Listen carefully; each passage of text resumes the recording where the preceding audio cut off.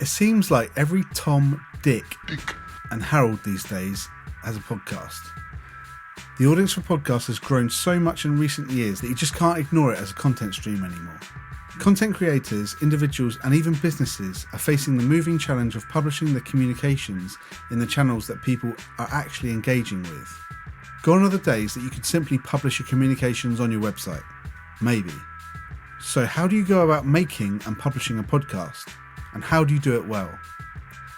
This episode is going to cover key info around podcasts, including how do you actually go about making a podcast? Like what hardware and software do you need and how much does it cost?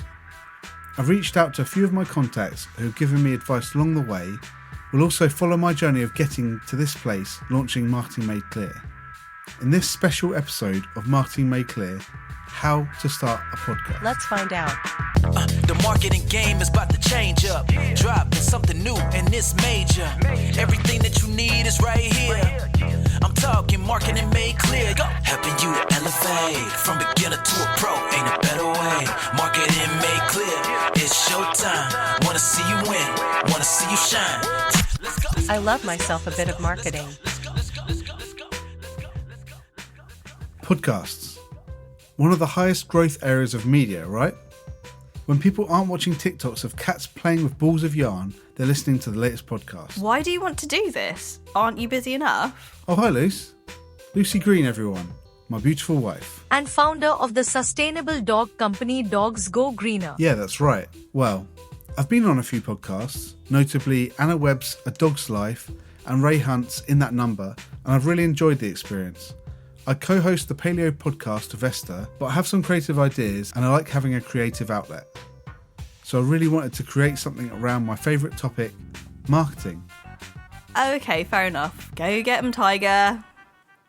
Awesome. Well, let's jump into definitions. Defining definitions.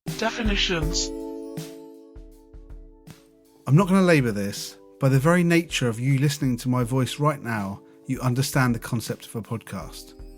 But the Oxford Dictionary defines a podcast as a digital audio file made available on the internet for downloading to a computer or mobile device, typically available as a series, new installments of which can be received by subscribers automatically. But did you know that the first podcasts date back to around 2004? Most sources say that Adam Curry, a former MTV VJ, and Dave Weiner, a software developer, wanted to find a way to download online radio broadcasts to an iPod, which had been released a few years earlier. Wow, I had no idea podcasts were that old. Yeah, I know. But the word podcast is a fusion of iPod and broadcast, and I have to say I didn't know that before doing the research for this episode. Adam and Dave, or Curry and Weiner, I think I prefer that. Yeah, Curry and Weiner used RSS with a program that Curry invented called iPodder to extract audio files to transfer them to an iPod. Podcasts then grew in popularity from around 2014, but we'll get back to that. That's definitions.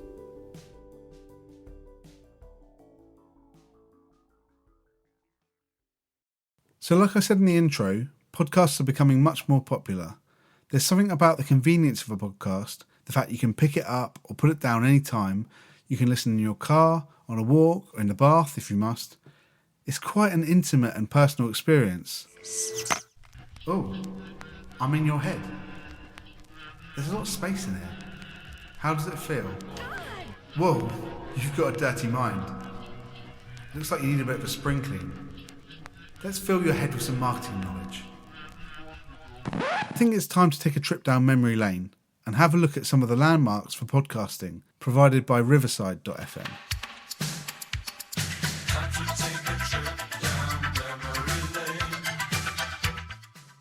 So in 2001, Apple launches the iPod. Like I said, in 2004, Adam Curry and Dave Weiner invent podcasting. Then in 2005, Apple releases iTunes 4.9 with native podcast support, and the term podcast is declared the word of the year by the New Oxford Dictionary.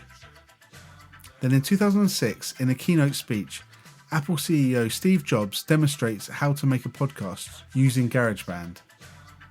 In 2007, Google acquires FeedBurner, a service many podcasters use to create an iTunes-compliant RSS feed. And then we have to skip way ahead to 2013, when Apple announces 1 billion podcast subscribers are using its platform. And then skip forward to December 2017, Apple launches its podcast analytics feature, which confirmed that podcast listenership was very high and extremely profitable. Then in 2019, music streaming giant Spotify acquires podcast networks Gimlet Media and Anchor FM in a $340 million deal, establishing Spotify as a major player in the podcasting space. In 2020, SiriusXM acquires podcasting app Stitcher in a $235 million deal. Then in 2021, Spotify signs a $200 million exclusivity deal with the top podcaster Joe Rogan. And Spotify overtakes Apple as the top US podcast platform. In 2022, Twitter announces they'll be integrating podcasts into the Spaces feature, and YouTube releases a podcast destination page. And then in 2024, Will Green launches the mighty Marketing Made Clear podcast. Anyway, back to my own journey. Me. So as I previously said, businesses are facing the moving challenge of publishing their communications in the channels that people are actually engaging with. In fact, over 50% of marketers are already using podcasts to reach their target audience. And it won't be long before this industry becomes even more competitive. I mean, people don't have the patience to sit and read a whole bunch of text on your website anymore. But they may well have time to listen to your podcast while walking the dog or doing the dishes. So it's for that reason that Paleo Ridge made the decision to launch the Paleo Pod. It's a way of turning all that website content, stuff that's really interesting, well researched and just all round good, into a more accessible form of media. And I thought it'd be good to catch up with my co-host Esther to get her perspective on launching a podcast. Obviously, we're both fairly new to podcasting. We've done about 10 episodes at the moment on the Paleo Pod. We have lots more planned, but, we don't always have the time. I just wondered if you could give me your kind of perspective as a new podcaster and, how you're finding it. Yeah, so I'm really enjoying it. I think at first I was quite nervous, to be honest, because, podcasts are massive, aren't they? And, I listen to a lot of podcasts myself, and the ones you listen to, the flow is just so good. They don't seem nervous at all, and it seems like they've got everything together. Whereas I think when we first went to do our first episode, I was so conscious of the fact that we hadn't done one before. That I was a bit nervous. But actually, after we did the first one, I was like, this is great. And I think after you just get over that first hurdle of doing the first one, then all the ideas start coming. Yeah, definitely. Yeah, I think we both found that. We got the first one out of the way, which was a bit kind of awkward. Yeah, it was. It was weirdly talking to a microphone whilst having a conversation or whatever. But I think on the first one as well, because we've not done it before, we almost we didn't script it, but we put more down on paper to kind of guide us through it. And it was quite difficult to not just read the script and go naturally. But I think the first half was a little bit rigid, a bit paleo rigid. And then the last half... Yeah, and that. And then the last half, we just felt a bit more relaxed and less frigid, more confident. Even on the podcast to follow that, just after the first one, I think you became just more natural in talking about these things. So it's like a practice thing. But also you kind of mostly know what you're on about. Mostly. Yeah, the operative word there. What advice would you give to other podcasters, some people that are new to podcasting, about what kind of things they should do before an episode, preparation and all that kind of stuff? So I would probably say to prepare, obviously, the topic you're going to talk about and some pointers, some prompts in there. I wouldn't write an entire script because I don't think that that's necessary, and it takes away from sounding natural. Yeah, just to make it go in there, to make it as natural as possible, and having a general conversation. Because I think with podcasts as well, it's okay if you go off on tangents from the subject. Well, especially that's with good for me. Oh, that's your specialty. That's the word I was looking for. Yeah, so I would say not being too rigid with the flow of the conversation, because I don't know about you, but a lot of podcasts I've listened to as well, I actually love it when they go off on tangents about different things. It just keeps it quite interesting, doesn't it?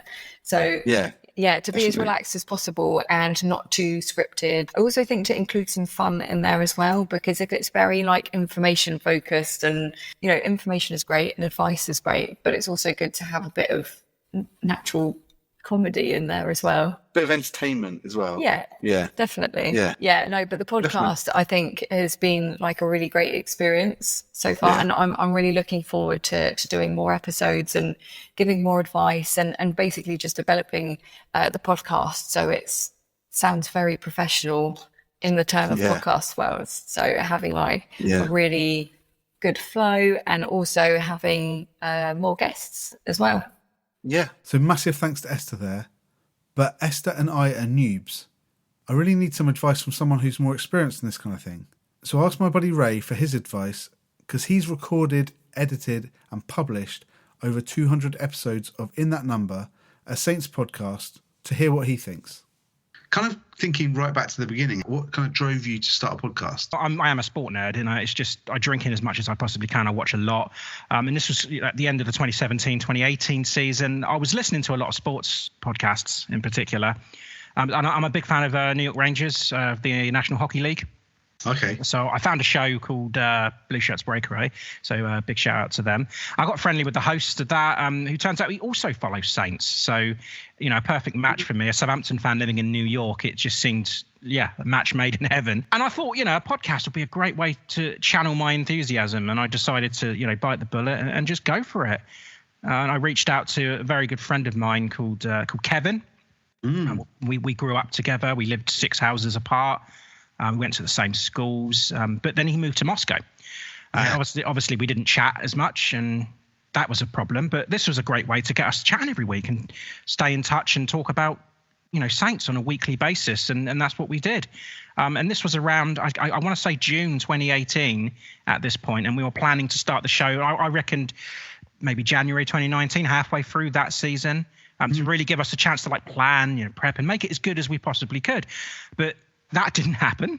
We went right at it at the start of the season. That was August at the start of that season, and we've not stopped since. And it's just been, it's been great. Amazing. Yeah. I mean, I think this is kind of, you have to say, it's kind of before the biggest movement into podcast happened, which has been the last few years. I think podcasts have really, really come about. So it's kind of a bit ahead of the time, I think. Well, I think when we started, there was only 2 Saints podcasts out there. So, of course, we reached out to them and said, this is what we're planning to do. We don't want to step on any toes. We just want to do our own thing. And since then, there's been loads. I mean, you get the YouTube channels that come on, and people, take their cameras into the game and do commentaries on the game, and they do shows, pre-shows, after shows. And it has become massive. But luckily, we're still standing, and we're still enjoying it, which is the important thing. What do you think you learned in the early days? What do you think what are the obstacles that you had to overcome, and how was that experience for you? Well, again, it was when we first started. As I say, we threw ourselves right into it. We didn't know what we were expecting. As I say, we could have given ourselves another 5 or 6 months to actually plan and prepare. I didn't know. The only research I had was listening to other podcasts, so you could take inspiration from them. And it was just note taking and just making sure that you're getting the right notes that you need, and making sure your stats are correct, because there's always someone that's going to be there and correcting you. But once you have a rhythm and you know what's successful when you're watching a game, then you can just stick to that, and then just you just get better at it from there. Yeah, I mean, how long do you think it took to kind of find your feet? Well, I think it's the identity of the show. You need to figure out what you want to include, what you don't want to include. And we were still doing that after a year of podcasting. We were still trying to figure out how we wanted to come across. And we were still, asking our fans, what would you want to see more of? What do you want to see less of, etc. And there were, so we took that into account. A lot of obstacles. I mean, we originally had away fans on. But sometimes it is so difficult to get that away fan, and getting your timings right as well, and trying to arrange things. So we took the stress out of it somewhat, and we just wanted it to sound like 2 guys down the pub talking about football. So you've been going for 6 years, and like I said, you're pretty much averaging about an episode every week. Do you find it's hard to motivate yourself for that? And is it easier when Saints win? Oh, for sure. Yeah. Well, last season, you'll know, we finished bottom. We had, the manager merry-go-round. I think we had 3 managers, didn't we? Not a lot of good was going on with the club. And especially when you have a double game week, which kind of doubles the misery. And then you've got to watch the match. You've got to watch it again. And then you've got to talk about it, and then you've got to edit it, then you've got to release it, and it's just like sometimes, yes, motivation is massive when it's a loss, but when things are going well, it's the complete opposite. So you've got to take the rough with the smooth. Do you get more listeners when Saints win, or does how well Saints are doing affect like the listenership for the podcast? Again, like the hosts, I think when the team goes on a run, you're more happy to talk about get back when you go to work and you talk about the game, don't you, with your friends? Yeah. And you want to hear what other fans have to say, and you can just like spread the love more that way. But yeah, we do see a spike in listeners when we're on that winning run. We had done this season. Yeah. And it's good to switch things up as well from time to time to keep things fresh. Like, when you've been on, Will, I mean, we get more listeners as well. We get a little bit of a spike when you were on, which was nice. But actually, I'm gonna have to bring this up. I don't want to, but when we lost 9-0 to Leicester, there were so many listeners that week. Yeah, which is weird, right? Because who wants to, glutton for punishment and all that? But yeah, we had a massive spike because I guess people just want to hear why it went wrong and what we're going to do to fix it. But yeah. you do get that. You have a great run. Listeners go up. If you're middling, it's fine. And if you have a really bad result thrown in there, then people, again, they want to hear. Yeah. Can I ask you what your kind of process is for recording an episode? And this is quite an open question. And the kind of things I'm interested in are, how do you go about planning an episode? And then what's your process for recording, editing? And, has your approach changed? And microphones, and then publishing and promoting, all that kind of, the whole process from start to finish of an episode. Would you mind kind of talking me through that? No, that's fine. Well, when we first started the show, I stupidly said to my wife that, I just record on a Sunday, a day after the match days. It will give me time to process the previous day and stuff, and we can just chat about it. There's no pressure, no time constraints, and it became so much more than that. And, especially in the Championship this season with more games and a lot of midweek. So what I'd usually do, I start prepping on a Thursday, my day off of work. So I just gather up all the news from all my various sources in the week. And then I add new segments every single day, anything else that pops up, do some prep on our opponents that we're playing next. Then you go to the game, you watch the game, take everything you can. Early start on a Sunday morning where most of the prep is already done, of course. Then I re-watch the games, take notes, usually spend the afternoon recording. But then it doesn't stop, of course. Then you spend, I don't know, if you spend around 2 hours recording an episode, the next day it can be almost double that for editing. Yeah. And then releasing and then promoting. And then you're right back on to the next match and the process starts again. So it's a much bigger commitment than I first envisaged. When you're losing all the time, and you know that your listeners aren't going to be as interested to chat about another loss, it does get difficult, and the motivation again comes into it. But unfortunately, we don't have any control of how the team performs, which is it. But yeah, and in terms of microphones, I mean, I've had a few over the years, I must admit, but like I said, we started much earlier than anticipated, and I didn't even have time to get my mic. So this is a true story. Yeah. An exclusive for you. The first few episodes, I was using a mic from Guitar Hero with an old sock over the top as a pop guard. Amazing. That's true. See, I did it on a budget, but obviously I've updated and upgraded everything since, and I tend to use a headset now because I'm lazy, and it just works well for me. But editing's not my passion. I'll be honest. I'm not great with sound, as I said. I'm not great with editing. And you do encounter a lot of issues with it inevitably, I guess. I mean, for instance, we record around 1 p.m. on a Sunday afternoon. My co-host, as I mentioned, Kevin, he lives in Moscow. So they are 2 hours behind sometimes 3, depending on the time of the year, obviously. And then if we've got a third host who lives in Chicago. Yeah, Tim. So he's 6 hours behind. So there's a logistical nightmare right there. And the problems that you encounter with that is not only getting the time sorted, because, it's like 6 in the morning, 7 in the morning for Tim, afternoon for me, and early evening for Kevin. But of course, with that, it comes with delays as well. Like if you're on a Skype call with someone, there's inevitably there's delays, and as you mentioned, all the ums and ahs. But if I'm honest, Will, I leave a few of them in because I think it makes it sound more natural. You're having a more natural conversation, and but you just get better as you go along with it, and then you discover new things all the time. Yeah, and as I said, 6 years down, and I'm still learning. When I was looking back on the episodes, I was looking at episode frequency, and kind of like, it's amazing. It took a long time to get back to the first episodes that you published. But one thing I thought was really funny was the different episode titles that you came up with based on TV shows. You had Dismayed in Chelsea. Yes. Have Your Enthusiasm, which didn't need to be changed and was pretty self-explanatory. Probably a Nathan Jones era one. Men Behaving Badly, or Men Performing Badly, actually, sorry. Yeah, Performing Badly, yeah. Home Hammers, Gold Member, Die Shard. Yeah, no, we had a lot of fun with those. It was unique, but it required a hell of a lot of work. And it wasn't just the titles of the episodes, it was the artwork for each individual episode also, which was great. So 1 year we did movies, and then the next season we did TV series. So we just had like a list of the clubs that we'd be playing. And we just went down like looking at TV series that would fit for them, would fit for that. And then we had some great help from a guy called Connor, who did all our photoshopping for us. It was amazing, massive help. But he stepped aside, and we really haven't found the time or the support to be able to be in a position to do that again. But I wouldn't rule it out in the future. But like I said, it's a lot of work, and you can check them all out. It's something we've done. I liked Coastbusters when we went up the coast and beat Brighton. Obviously, a lot of the ideas would hinge on whether you win or lose and how the result goes. I mean, when we played Wolves and we wasted a lot of chances at Wolves, we called it Chances with Wolves. And then we went up to Newcastle, we beat them, and we called it Toon Raider. You had a dodgy decision with the VAR, and we called it VAR Wars.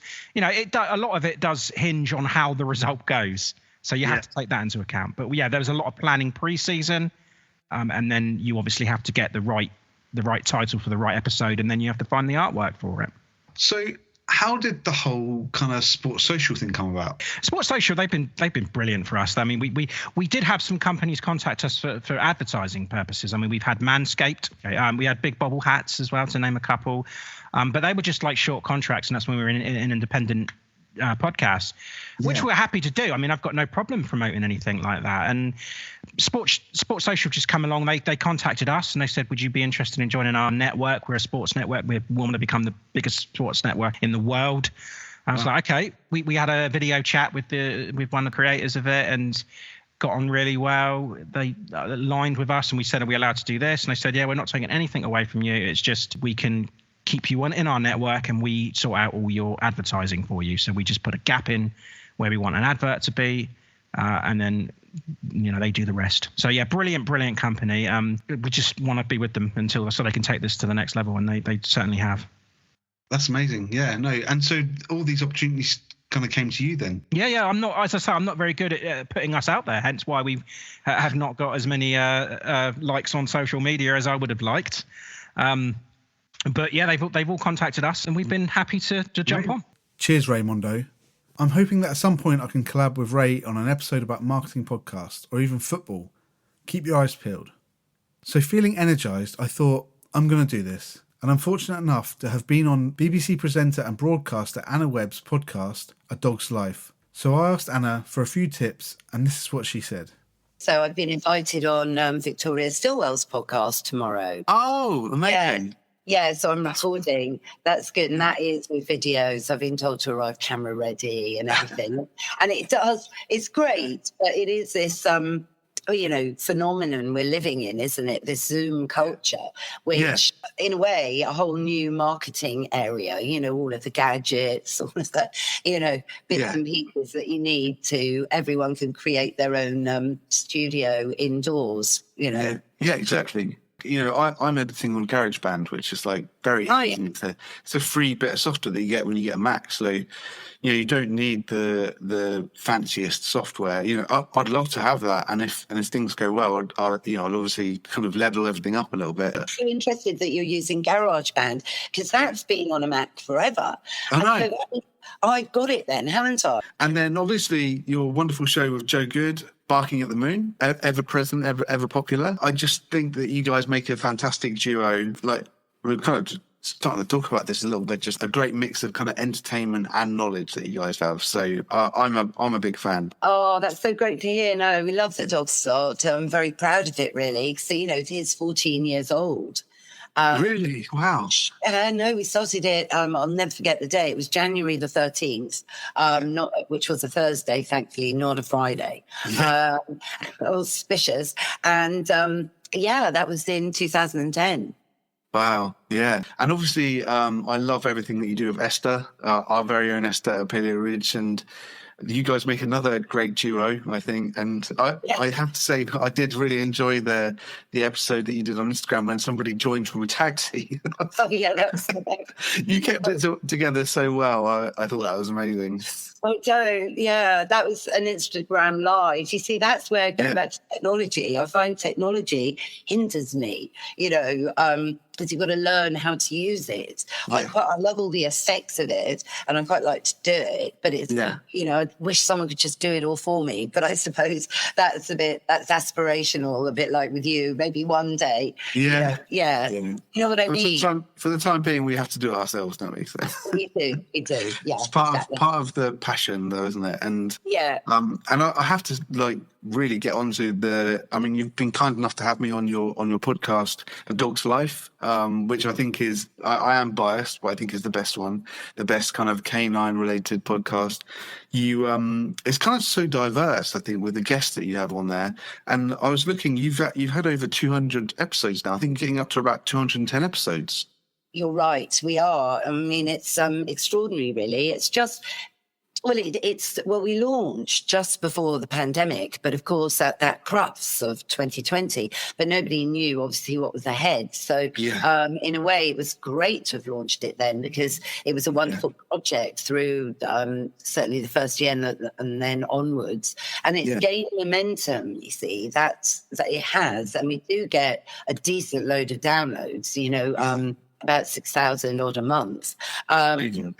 It's not bad, but then a lot of work's gone into that, pushing the podcast, talking on your Jeremy Vine shows and being introduced as the host of a Dog's Life podcast. Yeah. So it's kind of become this massive mission for me, and it's great, and it is paying dividends, I think, now, and I'm very proud of it, and I'm proud of the diversity. Sometimes I think I might go off subject a little bit, or I think it's very important to keep true to yourself and the path that you want to go on with the podcast, and keeping the quality of the guests right up there is also important. But, you've had some amazing guests on there. Not me, obviously. Well, you obviously. No. I mean, that goes without saying. Yeah. But I mean, look, the one that's dropping on Sunday, it's good. It's hot because we're talking about the latest changes to the vaccination guidelines by the World Small Animal Veterinary Association. Yeah. It literally dropped about 4 days ago. So it's hot.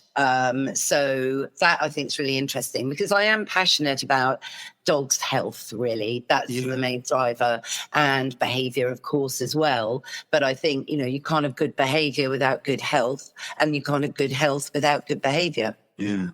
But my thought was really there couldn't be that many other hosts of that podcast, because to have the media experience that you have, and, your contact list and your knowledge that you have with canine nutrition, like with, overall well-being for dogs and everything, you've got a very kind of wide and deep knowledge base. So couldn't be many others. No, thanks. Well, I really, really love dogs, and I've always been interested in human nutrition, and I was very interested when I took Molly on in 2002, my first dog as a grown-up. Yeah, no, I think what I wanted to say, coming back to the podcast, is that appearing, I wouldn't be doing this podcast if I hadn't have been on yours, 100%. Oh, that's funny. That's great. Thank you. It's really, really inspired me to do this. And the thing that I'm really enthusiastic about is marketing, although it's kind of business as well, and the wider part of business, but my specialism is marketing. And I think it's really interesting, and there's a lot of marketing that happens that people don't really realize that they're doing a marketing activity, I think it's really relatable to think of what marketing is. And people can sometimes get a bit worried about, I can't do this marketing activity, I can't do this or that. But because basically, you know, it seems a bit confusing. So thus the name Marketing Made Clear, trying to make it a little bit more relatable. But yeah, like I said, I wouldn't be doing this if it wasn't for being on your podcast, and you've definitely inspired me to do this. So, thank you. Oh no, gosh, thank you for the compliments. But I think it's fun. I've always loved talking, funny enough. Yeah. So for me, speech is a really important asset that we've got. You know, if you think dogs don't speak in the same way that humans do. And I just feel it's a bit sad at the moment that we're not maximising speech more. You know, I know I never just ring someone up for a chat like we used to do not that long ago. It seems like that's a taboo now, you know. So that's where I feel podcasts are really coming into their own, because they're allowing the voice to come through and let the brain listen to voices and think, you know, which is why if I'm to believe the stats, I mean, you might know the latest ones, but, you know, podcasts have 5 times more brand retention capacity than any other form of media. That's kind of the same as the stats that I've seen. But the other thing is also that people are moving away from having the time or patience to read news stories or pages on your website. So you need to take that content and, you know, for companies, you need to take that content and make it more accessible for people. And one of the forms that everybody's seeing companies moving towards is podcasts. So basically taking their website and putting it into a podcast. Yeah, it's great. Well, this is like a feature article. So I also see podcasts like the new features, like you just said, you know, because you can multitask with podcasts. That's that's the main thing, you know. And for me, it's great when I'm doing my consults. You know, I will send episodes that are relevant to the particular person I'm speaking to, particularly about, say, vaccinations or about water feeding, or whatever it might be. I guess, sorry to interrupt, but that's like building up a picture of, you know, your business model. The Anna Webb business model is, you know, your TV appearances and radio shows, but particularly the TV appearances as being Anna Webb from A Dog's Life, and then the Dog's Life's helping your consultations and all sorts. So it all kind of feeds into each other, I guess. Yeah, I think so. I hope so, because I do feel where the podcasts are useful when you're doing a consultation, if, you know, for example, you know, switching to Raw, somebody might have had a lot of conflicting advice, you know, advice from their vet, which might be saying something completely different. I'm sort of saying, no, you know, don't listen to your vet. And then they're thinking, well, who are you? You know, so I'll say, well, look, I'll send you a couple of episodes by some of the most, you know, internationally acclaimed vets in the world. And you're getting a vet consult for free, essentially.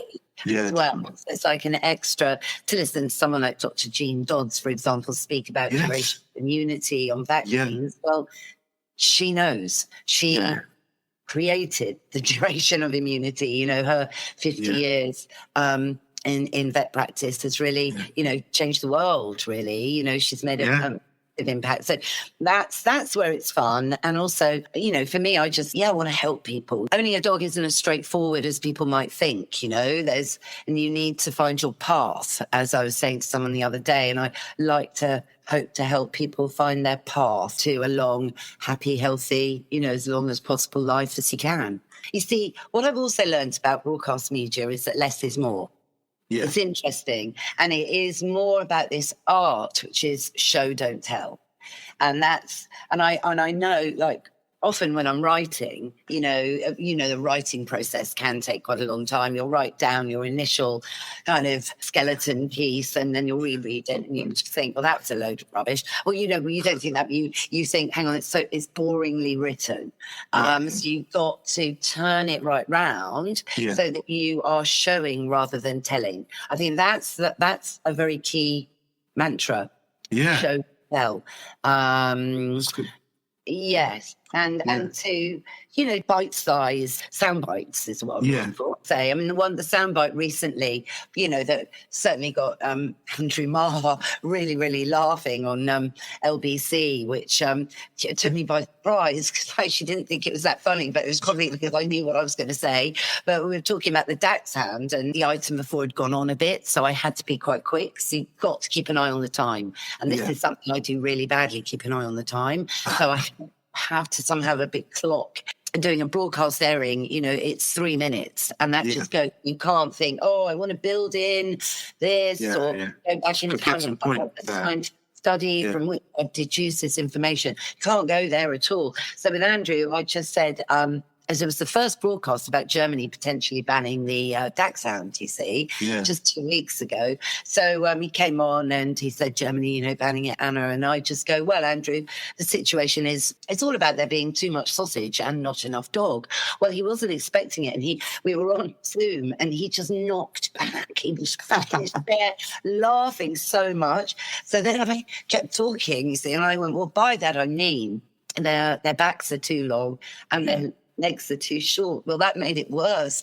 So he'd obviously cut his mic because he was laughing so much. So I just had to then improvise and do a little dance around the DAX sounds. That they're great badger dogs, and it'd be such a shame for the iconic, national breed of dogs, and then you've got scrupulous breeders and you've got unscrupulous breeders, and it's really quite a complicated subject, Andrew. And then he obviously managed to come back up for air, and he cut in, and I was so relieved. And that was very, very funny. And then his producer came on after, and she was still laughing 3.5 minutes later.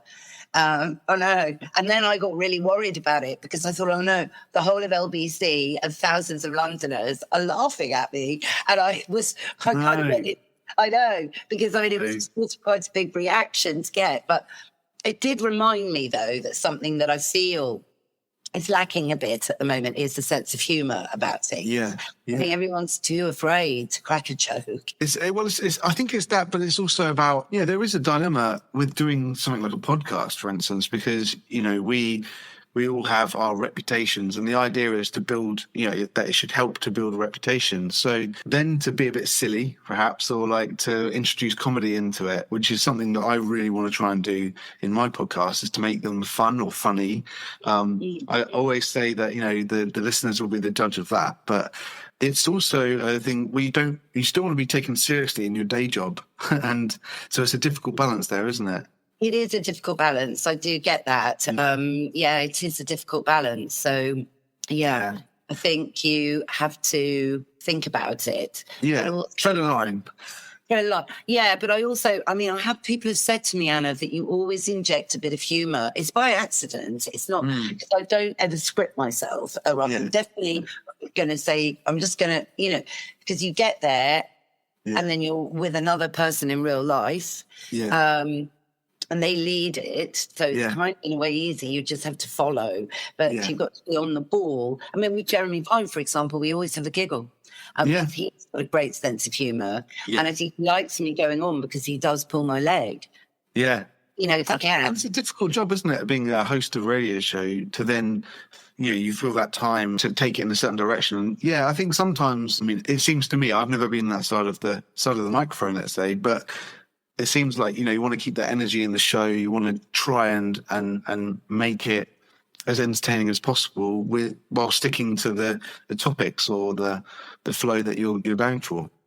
Yeah, there's always got to be substance. And so after you get the substance points over, I think, delivering it with, an intelligent piece of humour that certainly isn't laughing at anyone, and definitely never laughing at dogs if you're talking about that's the key thing, and you're not being, rude.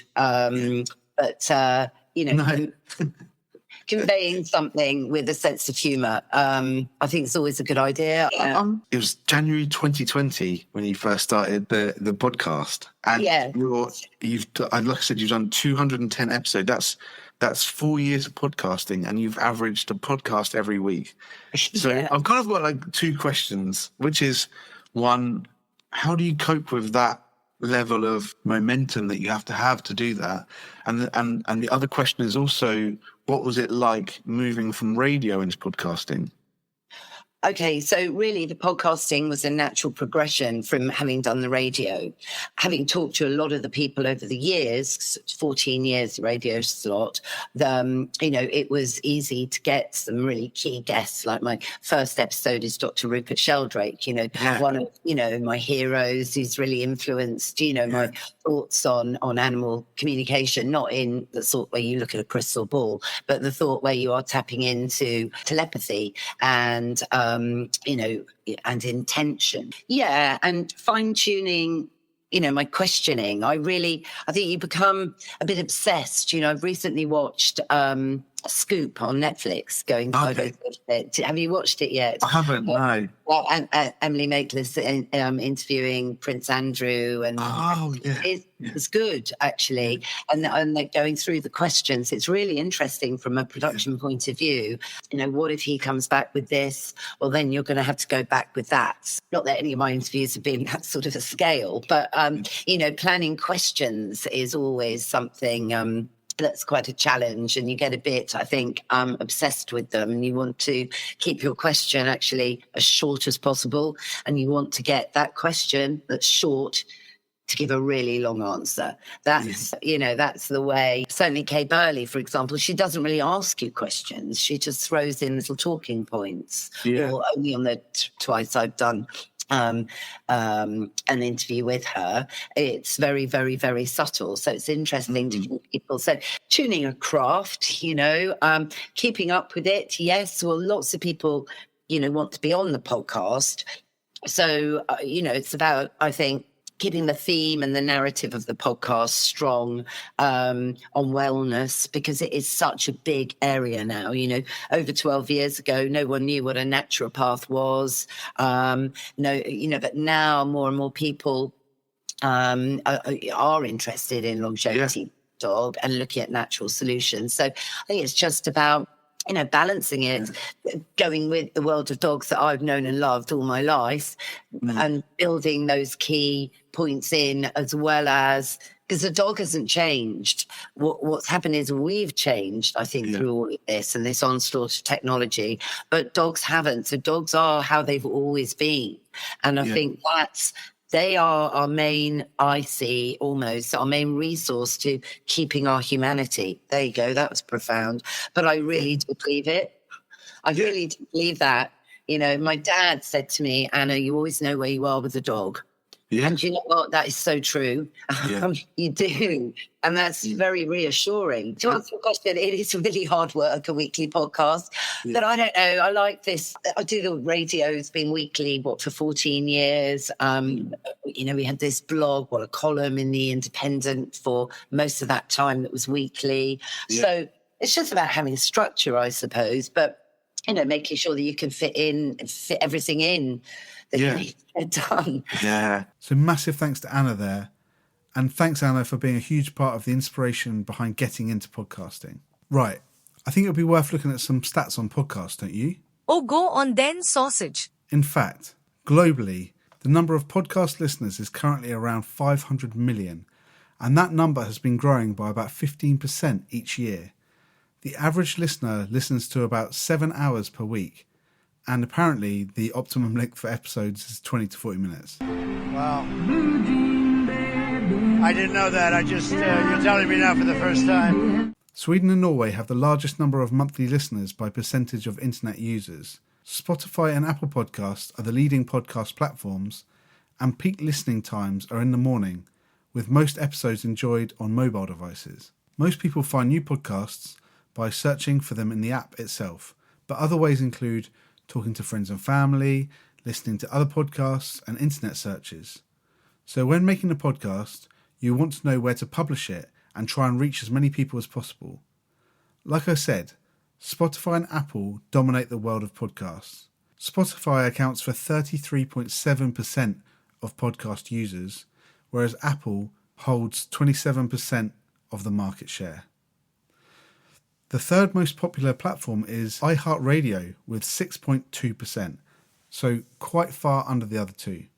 Then Google, Chrome, Amazon, Alexa, and all the rest all account for the rest of the share, all with less than 5% market share each. Google Podcasts has 3.6%, Chrome 2.8, Amazon Music is 2.7, Alexa is 2, and everything else is under 1% after that. But you can also host a podcast on your own website using a podcasting platform and embedding that on your website. I embed all my episodes on my website using the Spotify Share and Embed tool. Spotify has almost 5 million podcast titles, while Apple Podcasts has 2.5 million. Spotify is very easy to publish a podcast on, and it's free, so that's probably why it's double there. Whereas to publish directly on Apple, you need to pay for an account. Otherwise, you're going to have to set up an RSS feed to go into Apple. So where do people listen to podcasts? Well, 59% of people listen to podcasts while doing something else at the same time. And 32% of people tune in while driving or travelling. Then 59% of people consume podcasts while at home. Prime podcast listening hours typically range from 10 a.m. to 3 p.m. But there are some peaks during weekday evenings. More people tend to listen to podcasts in the week rather than on the weekend. And that tells me that podcasts are really part of people's routine. That makes sense to me, really, especially if people listen to them while doing other things. Historically, most listeners of podcasts have been in the 12 to 34 years bracket, but that is changing as digital or even smartphone natives are getting older, and older listeners are shown how to do it by their children. You're learning so many important things, and I'm so proud of you. 40% of people in the USA listen to podcasts, whereas 33% of people in Australia listen to podcasts, and just 28% of people in the UK regularly listen to podcasts at this time. I'm surprised by that. So for a new podcast, you have to know that you're entering a fiercely competitive environment. So what should you be aiming for? Well, the average for 30-day-old podcasts is a couple of hundred listens. But you can improve on that by optimizing your platform, something I'll be coming back to with a little bit of help from Damo from Audio Audit. But video is also worth considering. Around 17% of podcast hosts record their episodes in both audio and video format. 32% of podcast listeners in the US prefer video podcasts to audio-only podcasts. How about the monies? So podcasting became a $1 billion industry in 2021. In 2024, it's estimated that podcasting ad revenue will hit the $4 billion mark. $4 billion. The IAB's US podcast advertising report states that 70% of ad revenues come from podcasts that post bi-weekly or weekly episodes. So how do you make money from a podcast? Well, the short answer is through advertising revenue. Podcasts get paid on the number of impressions that the ads get. And the more listeners you have, the more impressions you'll get. And then getting into the nitty-gritty here, adverts read by hosts account for around 55% of podcasting ad revenue. And then 40% of podcast ad revenue comes from ads read by another type of announcer. And adverts produced by brands or agency make up only 3% of podcast advertising revenue. But if you don't have many listeners yet, there are alternative methods to kickstart your earnings. And these include affiliate marketing, which involves promoting a service or product and earning commissions from the sales made by your affiliate link. Then premium content. You could try charging an extra fee for listeners to access exclusive content that's not available on your regular podcast feed. Or you could set up a subscription, having certain episodes that are only available to paying subscribers. And many podcast hosts release free episodes on platforms like Apple Podcasts and also release episodes on Patreon for their paying subscribers. Or finally, video monetization. You could make video recordings of your podcast as well as audio recordings and then upload your videos to YouTube where you can monetize them with YouTube ads. What better time for a quick ad break from today's sponsor? What the heck is going on? Oh no, mate, what's up? I've spent hours on my podcast, and I feel like the podcast platforms are penalizing me for something. Oh really? I don't know what to do. Well... Help me, Obi-Wan. What? I mean, help me. Marketing made clear. It sounds to me like you need to check out Audio Audit. Are you ready to take your podcast to the next level? Introducing Audio Audit, the ultimate tool for podcasters who demand perfection. With Audio Audit, you get real-time insights and professional quality audits of your podcast episodes. Say goodbye to guesswork and hello to precision. Audio Audit's state-of-the-art technology analyzes your audio, highlights issues, and provides actionable feedback, ensuring your sound is always top-notch. Nice. Whether you're a seasoned podcaster or just starting out, Audio Audit is your secret weapon for producing high-quality content that stands out. So why wait? Visit audioaudit.io today and start your free trial. And then, with Marketing Made Clear, you get a cheeky 25% discount on your first year. Just enter MMC on checkout. That's MMC on checkout. Audioaudit.io, where great podcasts begin. Oh my God, that's good advice. Right, so getting back to the practical side of recording a podcast. What's the best podcast software for recording, I hear you ask? Well, WebFX offers a list of the top podcast recording platforms, and these include Audacity, GarageBand, QuickTime. I didn't realise you could edit in QuickTime, so that's a new one for me. Spotify for podcasters, Adobe Audition, Reaper, and Riverside. But I think there's some notable absences from that list. I have to mention Pro Tools and Logic Pro because there would be two of the leading DAWs. And there are also heaps of new web-based platforms emerging. Interestingly, the biggest trend in podcasting seems to be the rise of AI on podcasts. It's predicted that AI-enabled podcasting will be worth $3 billion at the end of 2024. AI-powered podcasts saw 500% growth in 2022. A survey by Headliner discovered that 66% of podcasters are leveraging AI to improve their podcast. But why does everybody want to use AI? Wilbur Baggins? Well, AI has the potential to reduce costs for podcasters by up to 50%. AI tools like ChatGPT and Canva actually have the potential to improve the quality of the podcast content. And podcasters are using AI for image generation, social media help, transcriptions, copywriting, podcast metadata, audiograms, again to be used for social media, YouTube automation, and leveraging podcast statistics. And also to generate music, something I'm going to be using for upcoming bonus episodes. But there's also other ways of using online platforms, not necessarily AI, but you can use SEO software like SEMrush's topic research tool to discover the latest topics and trends. But going back to recording and editing your podcast, I talked about the platforms used for recording and editing, otherwise known as DAWs, or digital audio workstations, from speaking to my guests. I've heard the whole variety of platforms that they use. And when I was on Ray's podcast, telling people about how I got hit in the head by a dildo while working as a steward for Saints. You what? Yeah, seriously. You're pulling my leg? No, seriously. That's gnarly, dude. We recorded the episodes in that number on Skype. And when I was on Anna's podcast, we recorded in loads of different locations, like in the middle of a park with all the ambience, or in a boardroom, and a couple of times in my car at the London Vet Show. But Anna had different recording devices, some that linked to her phone, some linking to a Boss recording device that I just so happened to have my own due to my days of recording rehearsals and live gigs and everything with the wedding band I was in. A drummer, or even a real musician, he just makes a noise. So when I recorded a test recording, I used my phone, and I tried the Boss device, but I didn't think that the clarity and quality was good enough for what I wanted. And then when I studied record production at Solent University, I learned on Pro Tools, and that platform is honestly amazing. But my version of Pro Tools is old, and my FireWire device is also old, and I stopped using it because the latency was so bad. What is latency? So latency is the delay between recording something and when it actually registers in the DAW. What is a DAW again? Well, you've not been paying attention. The DAW is the digital audio workstation, as in the platform that you use to actually do the editing.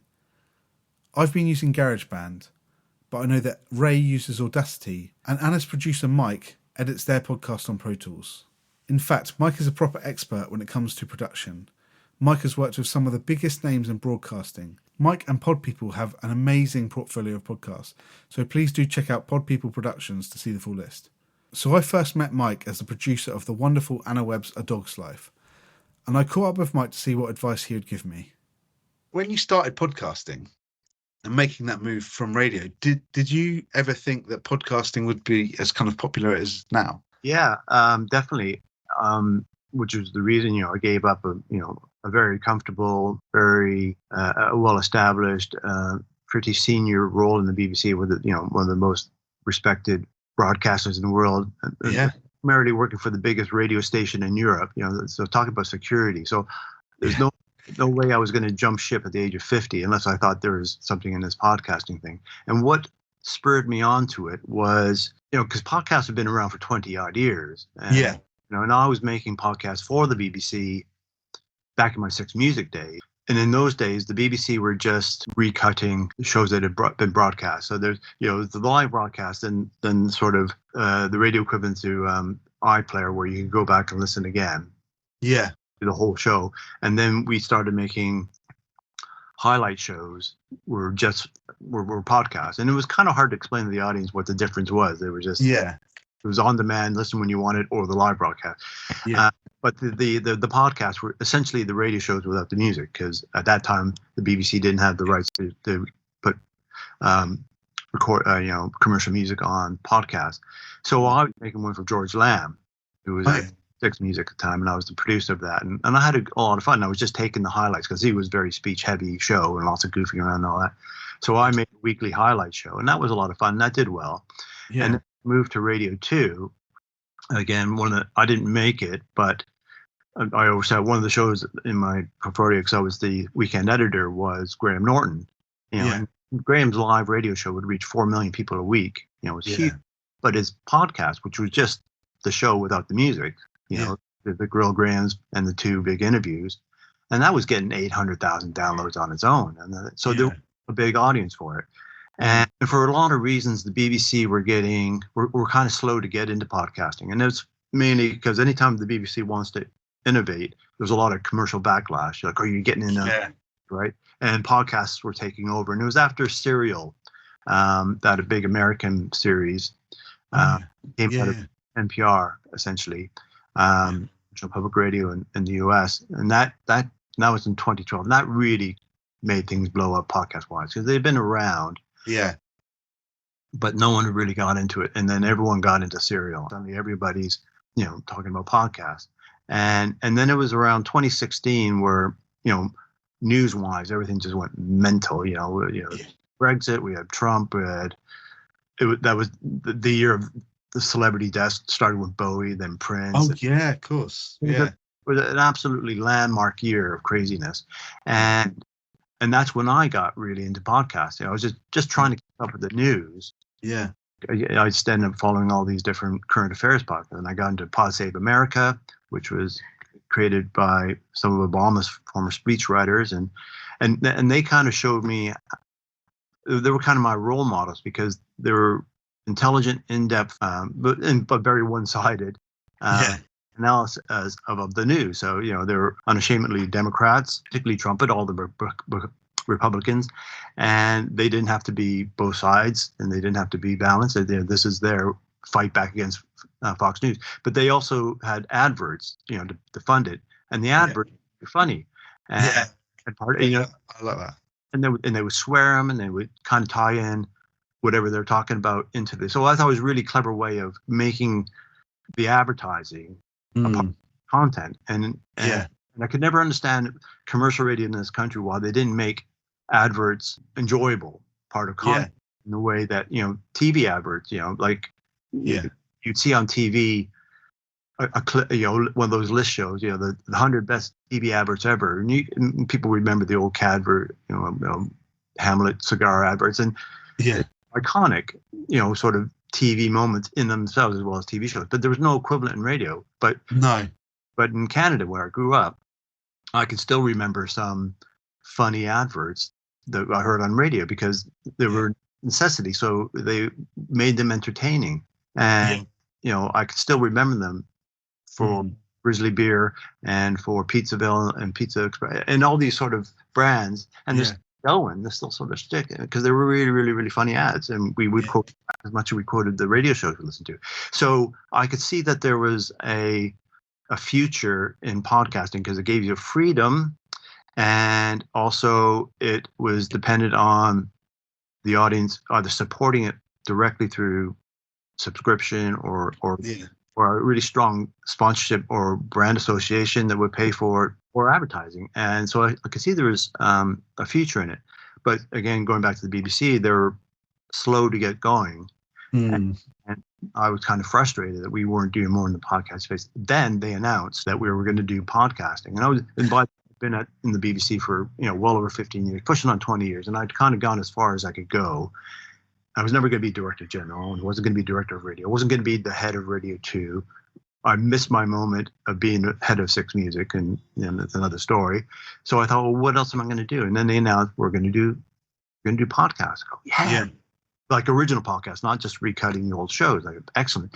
So we got together, my boss and I and a few others, and we came up with about 15 format ideas, 7 of them on my own for these new sort of standalone podcasts. And we pitched them. We didn't get anything. And I went for some feedback. And the ones that they picked, and out of a big, strong 200-300 producers working in radio, that on all these ideas that we came up with, they were really sort of timidly going, well, we're going to try 6 pilots. We've got 6 pilots. We're going to try and see how it goes. And the pilots, I could see, were really just vehicles for new talent they wanted to try that they didn't have any space for on Radio 4 at the moment. So I just got really frustrated and said, well, and this is like 2017, 2018, and I could see already that BBC was a good year behind the rest of the world when it came to, like, podcasts were just blowing up. And we were still just kind of toying with that. Well, and I did snapped my head and said, well, I don't need these guys. I'll just do it myself. So I was in a position financially that I thought, okay, I can jump ship. I can work for myself for a couple of years and launch this, get into podcasting and do it on my own. And then I don't have to pitch it, and I don't have to get it commissioned or whatever. I'll just do it. It's, really the punk ethos. It's really DIY. Record it and put it out yourself. It's work, but you can do it. And then you've got that complete creative control, and you potentially get all 100% of the financial reward if you make it. So that's what spurred me on, and that's why I got into it. And that's I could see it, and it's been hard going, like anything else. It's hard to make it, and people get worried. Oh, there's so many podcasts out there. Well, that's true, but there's a million books, and no one says there's too many books, and there's tons of music out there. No one says there's too much music, and it's too much on Netflix. No, actually, not enough. Always think something new, right? So there's room for everything. It's just, and it's probably more your area of expertise. How do you get noticed? How do you get heard in the field? Part of it is looking at identifying an audience and then targeting them with it. Exactly. Yeah. And the thing about podcasting is there really is an audience for anything. I mean, I've come across things like I didn't even know this existed, let alone the people who are passionate about it. I was a judge for the British Podcasting Awards a couple of years ago, and I was helping to go through it. And there was a podcast about bats, and particularly like barn bats and the bats in the wild. And I listened, and it was brilliant, because I think you mentioned this earlier. It was the passion of the presenters. They were buzzed about seeing this bat in the rafters of this barn. It was captivating listening. Just I didn't know anything about bats, and wouldn't necessarily, but it was just their enthusiasm was so infectious. Just goes to show that if you're interested, if someone else is interested as well, it's just how do you get them to know that you're doing it? I did this series for this thing, this online course. It was all about starting a podcast for this brand. I think it went under, but one of the things I made this joke of, if you're into 13th century Gregorian chants, as there someone else is as well, but if you do your podcast and it's produced well and it sounds good and it's well researched and it's knowledgeable and passionate and well produced, other people who are like 13th century Gregorian chants will love it as well. Getting them to know about it. That's goes back to the market. Like, how do you get people to know about it? Yeah, definitely. Do you have any advice for me as a fledgling podcaster? Yeah, I guess the thing to keep in mind whenever anyone comes to me about the thing I've learned about running a podcast company is when I first got it, I was really excited. Like, I'll just do anything. Yeah, we'll just try it. If it doesn't work well, we'll do something else. And there was a real Wild West mentality, which I liked. I was really excited. Like, anything goes. And if it doesn't, we'll try something else. What I've realized is that there is a bit of work and graft that goes into just getting it off the ground in the first place. As easy as it is and as less arduous it is trying to get a TV show off or make a movie or anything that involves big budgets and loads of people. But there's still a lot of work to get done. and you want to make sure that you're going to do that without wasting time. What's the point of doing artwork and equipment and coming to format and recording all this stuff after a couple episodes? You go, it's not working, I'm on board, or it's not what I thought it would be. So think about it. So the first question I asked someone was like, well, why do you want to do a podcast? If your answer is, well, everyone else is done, well, that's not a good reason. No. And then the second question is, well, who's going to listen to it? And if you don't know who your audience is, well, you're probably not going to have an idea what the show is going to be. And within those first two questions also is, what do you expect to get out? You have to have reasonable expectations. If you think you're going to be the next Joe Rogan, well, good luck to you. I hope, but my gut tells you you're probably not going to get a million downloads a month and sign a $100 million contract with Spotify. I don't think it's going to work for you that way. I think you're going to have to think about, maybe you're going to get, a couple thousand downloads a month, which is not bad. And if you got a targeted audience and you're not financially dependent on that, and it's something you like to do, and it's a creative outlet for you, or it's fulfilling some sort of marketing or business need for you that's not necessarily monetization, or there's where you can monetize that, great. Or it's part of an overall package, great. And if you're very clear in your head what those objectives are, then great. And that can be applied to anything in music, and it's all relative. You got to keep in mind what is success to you. And I was listening to a guy who wrote Percival Emerald, his name is. He's an American author, and there's American Fiction, which is out on Amazon Prime now. It was based on a book that he wrote. He's done a new version of Huckleberry Finn, but based on the perspective of Jim the Slave, and it's very interesting. But the reason I mention that is because he was on the Today program, and he mentioned a stat that just shows you how relative everything is in terms of whatever creative field you're in. He said, if I sell 70,000 books, that's pretty good. If I made a TV show and 70,000 people saw it, that'd be a big failure. If I made a movie and 70,000 people saw it, that'd be a big failure. I was thinking in podcasts, or if you sold 70,000 records, it might be all right, If you got 70,000 downloads a month on your podcast, you are in the big leagues, and you're going to be doing well, and you can monetize that really, really well. If you were getting 70,000 streams on Spotify, you're probably doing good business. You ain't going to make any money from it, but that probably means you've got a big fan base that you can shift record or sell a lot of gig tickets. But if you're getting 70,000 TV viewers, that's really, really bad. And if you make a feature film and 70,000 people watch it, that's a disaster. But it's always how numbers are relative. So again, I know I'm kind of being long-winded here in my answers, and good luck editing all this stuff down. But it's I guess what is success to you? Everybody, I would say that my advice is do it if it doesn't cost you a lot, and you're clear in your head what it is you want to do and why you're doing it. And if it's just to have fun, or it's just to do your marketing, I don't expect 1 million people listening, but I want the right people listening. Like a good example is, I met at a podcast conference. I met a guy. They do a podcast for the insurance industry. Oh, right. Okay. And, that's pretty limited. That's but he says there's, 6,000 insurance brokers in the UK, but 1,500 listening to his podcast. So he's got a quarter of that market. So exactly. So 1,500 downloads is not big. No. In the grand scheme of podcasting. But if you've got a quarter of your target audience, that's amazing. Yeah, for sure. Being funded by the Insurance Brokerage Association of the UK or whatever it is. And they get all the information they want to get to the brokers. They're reaching a quarter of them through that podcast. That's a massive, massive success. So it's how you measure success. What do you want from it? Who's going to let's do it?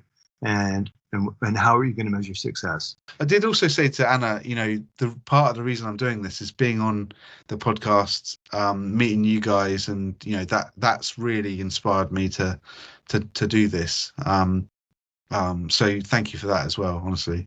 No problem. Yeah. So like I said, I'm using GarageBand at the moment. It comes free when you buy a Mac.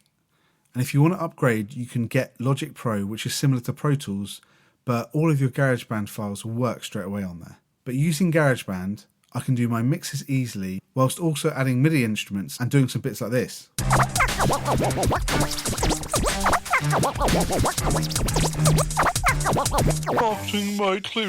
Whilst being able to do all of the sort of effects like echo, reverse what I'm saying. Yes, my observer. To add the devil's subliminal messages. Changing pitch.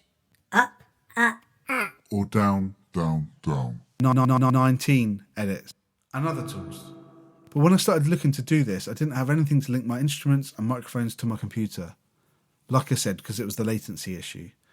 This is where music production and podcasting has some crossover, and my mate Blakey knows all about this. So I asked him what I should use, and he recommended the Audient ID24, which is what I'm using right now. I'm going to hopefully speak to the Blakemeister at some point about equipment, because it's a huge part of podcasting. And on the topic of equipment, I can choose different mics for different types of recording. Some are USB, so you don't actually need that audio device. There's a mic on my phone, and I have a clip-on Rode mic as well. But as a small summary, for now, I'll be using GarageBand, again, free when you buy a Mac, my MacBook Pro, my Audient ID24, and a DXL mic. After recording the intro podcast, I showed a few people the episode to see what they thought, and it's safe to say I got a bit of a mixed reaction. I was caught between wanting to keep up the professionalism you'd expect from a marketing director, but keeping it interesting and fun. So I reached out to the one and only Yaz Porritt. And Yaz is a consultant and business owner that specialises in pain management for dogs. But she is epic when it comes to social media, podcasts, and all that kind of thing. Yaz's best mate Steph runs Steph's Pet Pantry, and in my humble opinion, Yaz and Steph have some of the most engaging content in the world of dogs. Their TikToks have been watched by hundreds of thousands of people, and their podcast covers serious topics, but they are very funny as well. So I asked Yaz for some advice. Everyone has their own style to writing, but also everyone has their own style to marketing, which is what we've discussed a lot of. And I love the what you said, that my brand is a mixture of seriousness and silliness, and that's exactly what I want. I want to engage people through laughter, but then I'm just going to be like, oh, by the way, boop, there's a little serious note for you to think about. It just makes it a little bit more digestible for people, especially with the specialism that I'm in, with pain. It's not a topic people want to talk about. It's a motive, so you have to work out how to engage people, because if I go in and go, your dog's in pain and you're not doing X, Y, and Z, all that's going to happen is just a wall is built in front of me, and people go, la, la, la, I don't want to hear, don't want to know. And I think sometimes that's where vets can struggle, because, and this isn't me vet bashing, oh, we need our vets, but they struggle a little bit with the patter. Do you know what I mean by patter? I don't know if that's a Yorkshire thing or not, but like... Is it like bedside manner? Yeah, like bedside manner, a little bit of patter, just being human. We're all human. We're all trying to muddle our way through this world, and just making yourself human and approachable, I've found has been excellent for my customer retention as well. Like a lot of them I would class as pals, because we just get on so well, because the energy you put out through your marketing, your social media stuff, you will attract like-minded folk back in. Yeah. It's actually a really interesting thing, and it jumps ahead to what some questions I had. So let's just jump there. No, it's good. I think so. I spoke to Anna Webb as well, and she's quite well known for being quite entertaining, I think. Yes. And it's that balance as well, because she's brought on to programs for her expertise, but she also brings like that element of entertainment. Yes. And one thing I asked her about is that, you know, for me, you kind of we all have our reputations, and sometimes when you kind of are creating content, you can feel like you're taking a bit of a leap of faith there to make it yourself look a bit silly. Yeah. And I think that's quite tough. How do you think you get the right balance? Oh, okay. So I think for me, anyone who's met me knows that I do not take myself very seriously. However, when I talk about what I'm passionate about, which is pain and species appropriate nutrition, it's like a flip of a switch. I want to speak with conviction. I want to I want to provoke thought in people about the topics that I'm interested in. But then I want people to know that I'm not, on this pedestal, that they can come and ask me questions. You can come and say hello. Like, I'm just human. And it's like, it is that fine balance. I don't know how I find the balance. To be honest, it depends what mood I'm in when I switch the camera on. Because sometimes I'll go, right, okay, I haven't really got any plans on what I'm going to do with my socials today. Let's just scroll through TikTok, find some audios. Haha, that's funny. I'm going to use that. Yeah. It's usually when something's really narked me that I'll do my serious, we need to talk about this.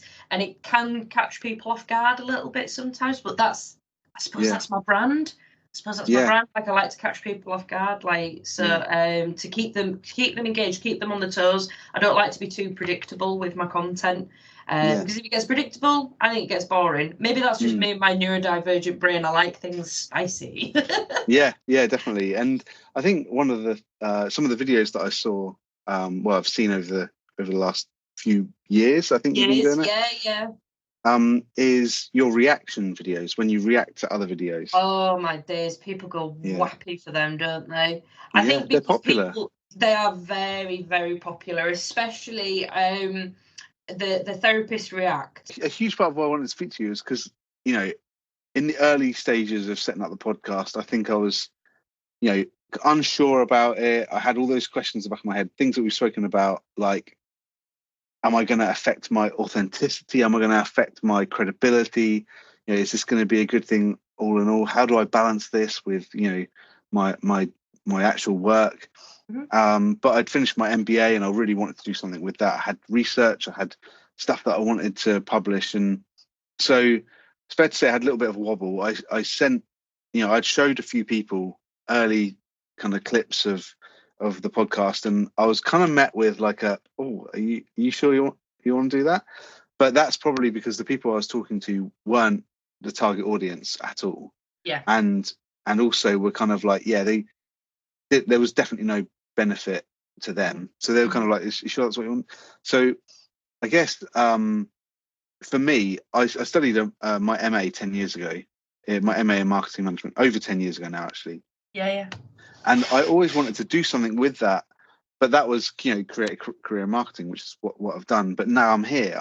I still want to do that other side of it, which is to contribute as well, however that looks. And I thought that was probably going to be academic articles. I did loads of academic articles, and they were fine. It's all good, but they're quite devoid of personality, aren't they? Yes. When you're doing academic. So we were chatting on WhatsApp. I think we were talking about crofts or something, and I think I said that, what do you think? I sent you the article, and you are hands down the most supportive person that I have shared it with. So, darling. yeah, I really appreciate that.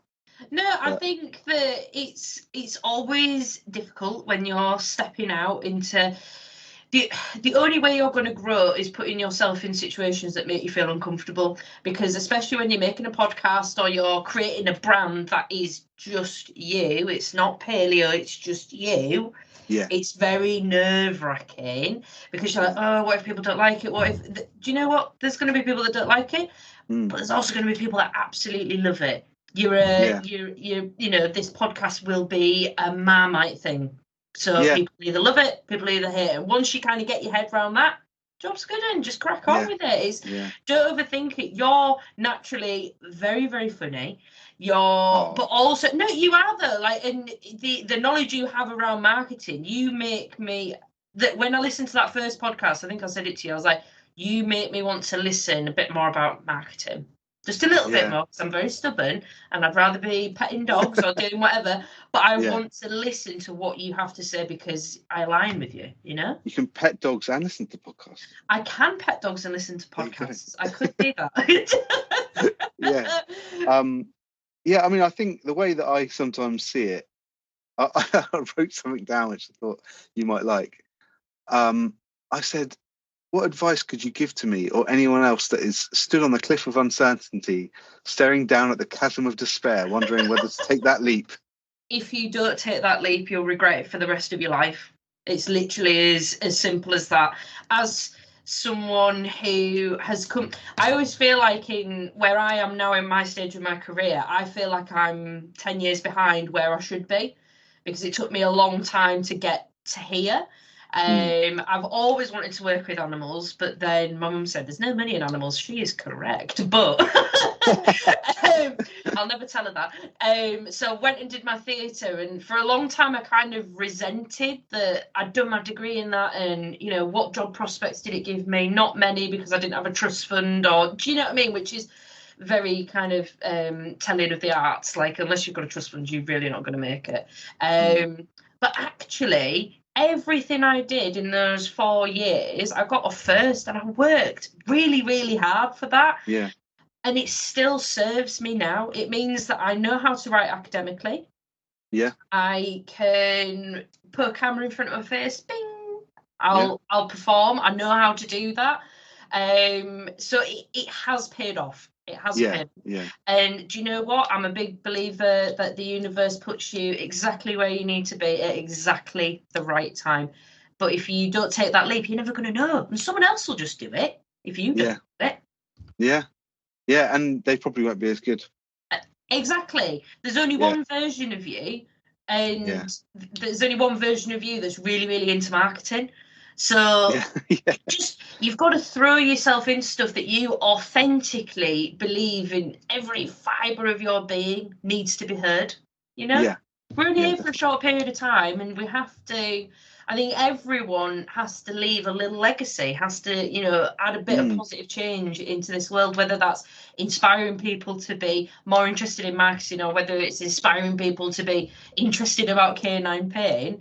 You've just you've got to make a difference. Otherwise, what's it all for? You know? Yeah, and I kind of think that that's quite motivating to do it, but not only that, to do it really well, because the other thing I'm very aware of is, okay, once this is out, I don't want to edit it. I want this out forever. You know. Yeah.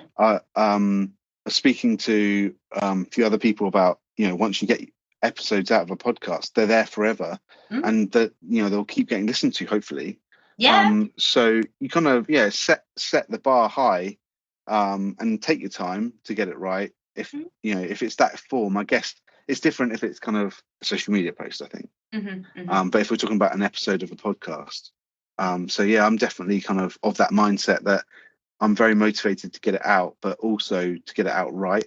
And it's, if you're like me, an insufferable perfectionist, which is what I am, and I'll go, ooh, and I know that when I put, it's like my book, for example, like I look at it now and I'm like, okay, right, I mean, I could have done that differently. I'm like, stop looking at it. People love it. Just shut up and just accept it for what it is. If you want to do a second edition in however many years, then go for it.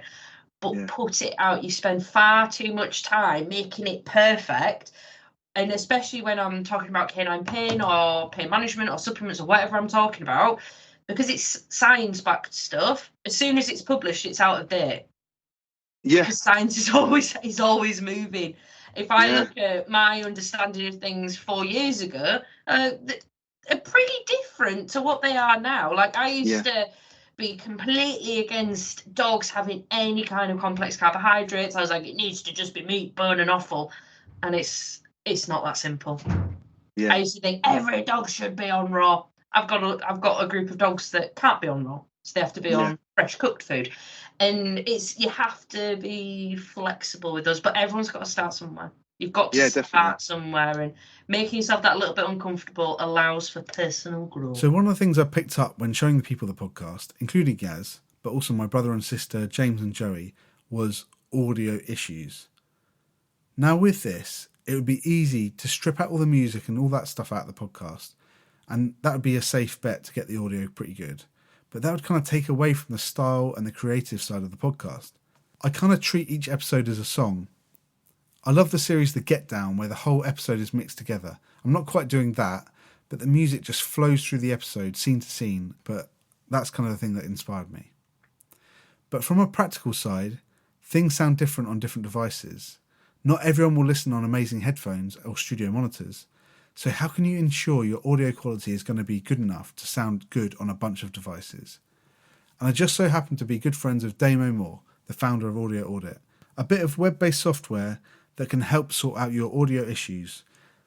I'll let Damo tell you a little bit more about it rather than me, but you can just set up a free account with minimal details and drop your file into the report generator, which is what I did, and I dropped a test episode in which was 5 minutes long, the bonus one that you might have heard, and it very quickly gave me a score rating out of 15 as well as a percentage. The episode I uploaded got 8 greens, so those areas were fine, and 7 ambers. It got an overall rating of 53%, which says to me some improvement is needed. So I caught up with Damo, who talked me through all these areas that Audio Audit covers.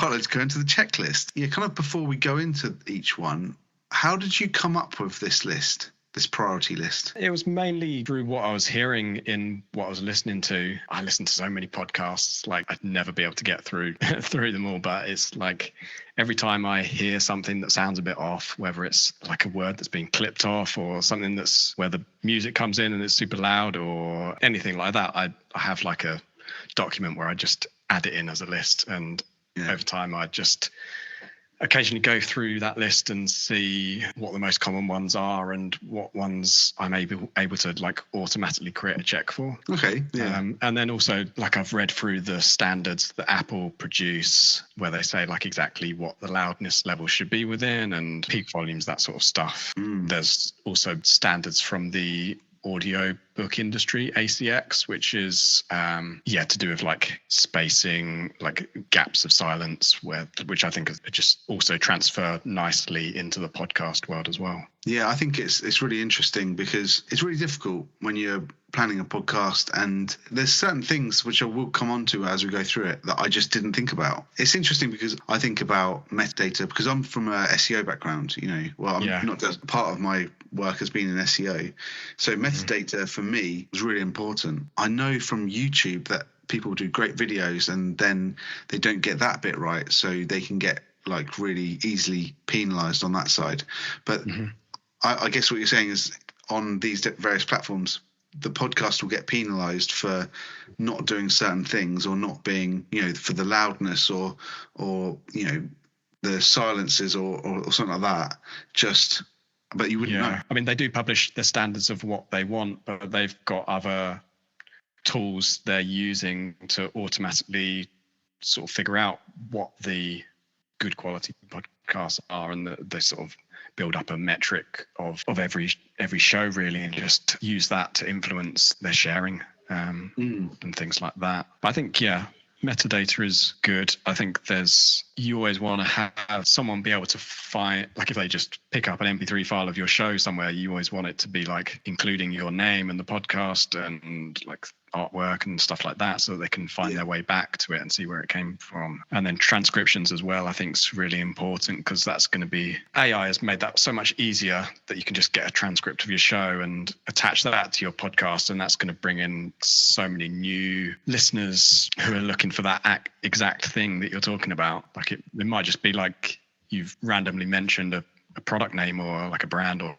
something, and then that's going to cause it to be picked up by someone else. Like there's a new tool that's being built by an entrepreneur I follow, and I think it's called PodScan, and his entire business is that marketers working for a company want to know when people have talked about their brand. He's basically got like search alerts.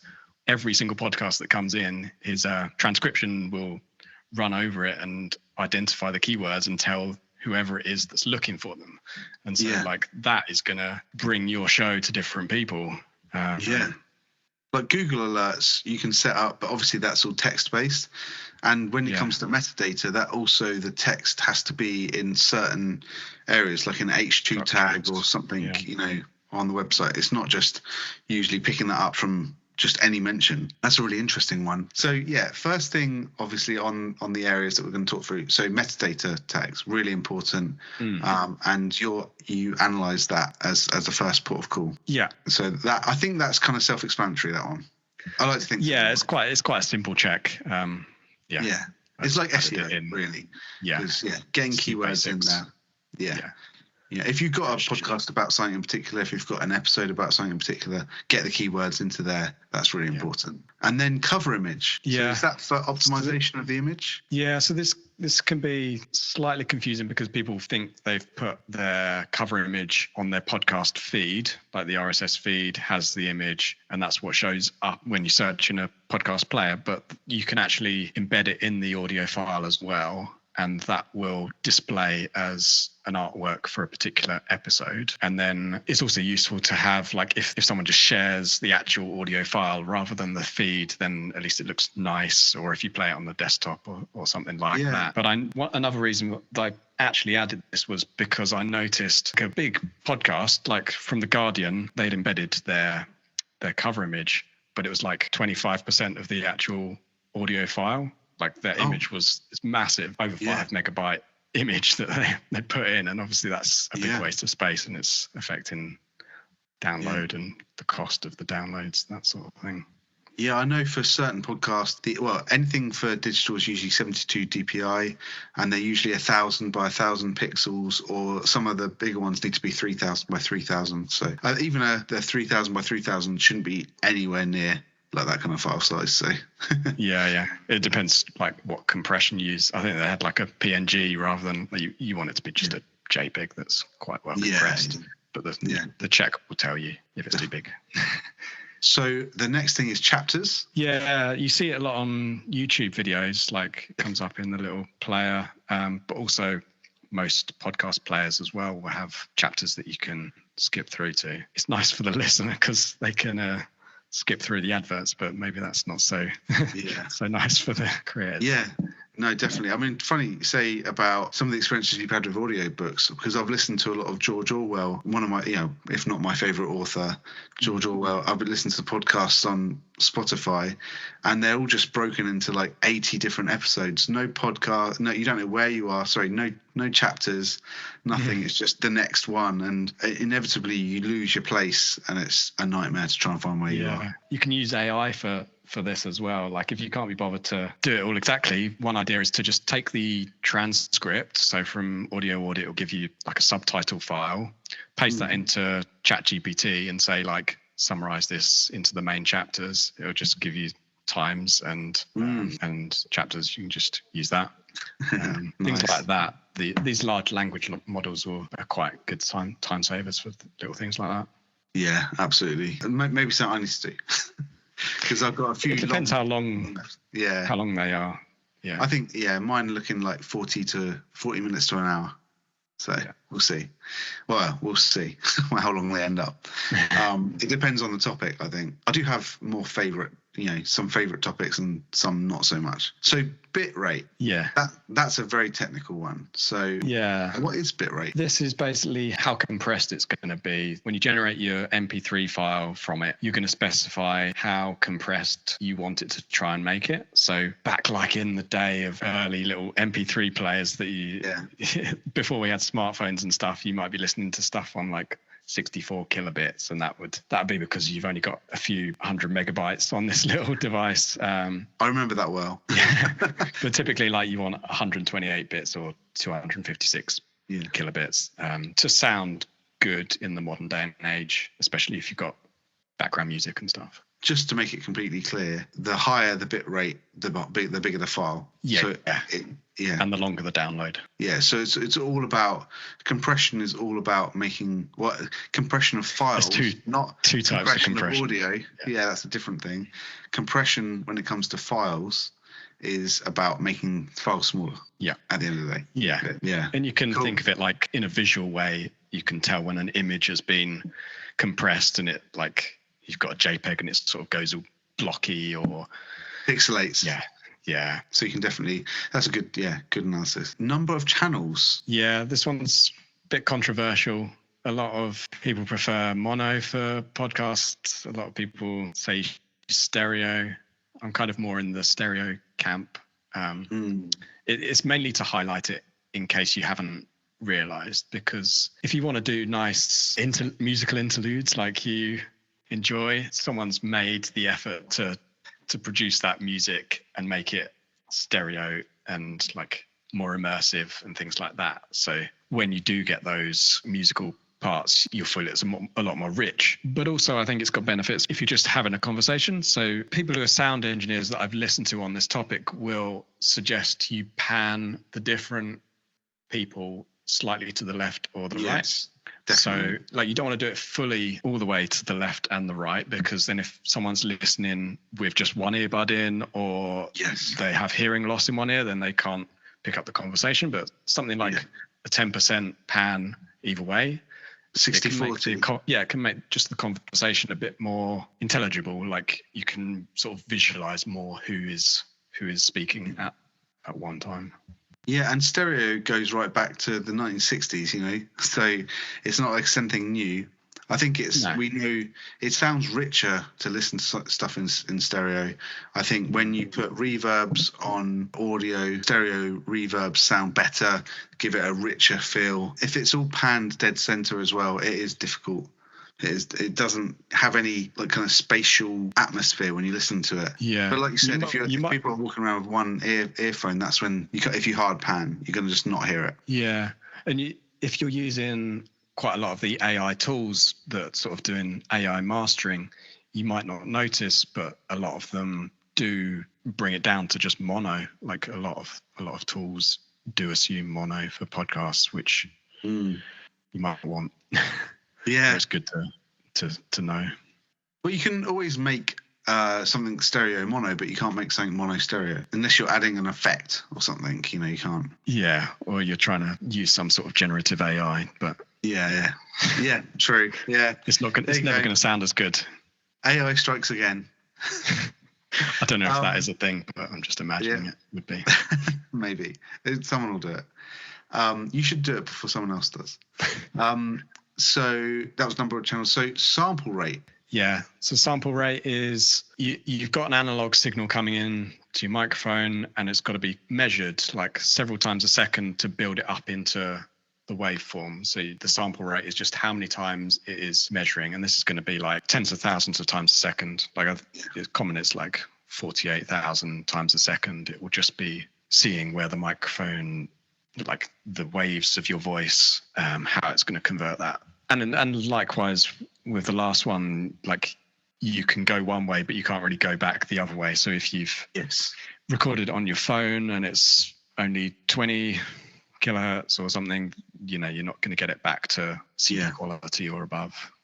Again, with a picture, if it's pixelated, you can't improve the quality. Well, AI, but usually, you know, without AI, you can't improve the quality. Yeah, and in the case of AI, it's not really the original image anymore. It's synthesizing it and it's predicting what the image should look like. Yeah. I mean, odd outcomes. Oh yes, extra hands and stuff like that. I think with sample rate, that's one that's used in the music industry a lot. And when you get a weird low sample rate, it's actually kind of used as an effect sometimes.